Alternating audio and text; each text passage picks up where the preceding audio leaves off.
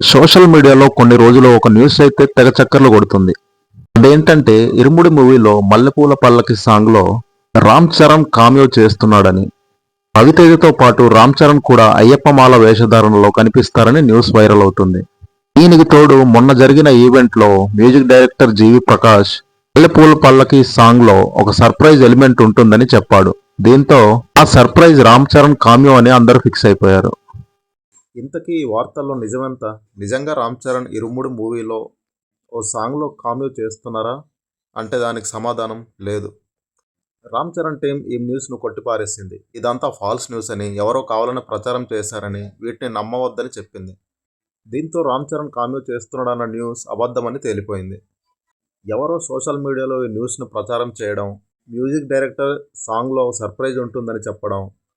రామ్ చరణ్ సాధారణంగా ఎక్కువగా అయ్యప్ప మాలలోనే కనిపిస్తుంటాడు. దీంతో న్యూస్ నిజమేనని మరింత బలం చేకూరింది. అయితే చివరికి ఇదంతా అబద్ధమని ఎవరూ నమ్మొద్దని టీం తెలిపింది. ఇలాంటి మరిన్ని వీడియోల కోసం చిల్లవ మామ ఛానల్‌కి సబ్స్క్రైబ్ చేయి మామ.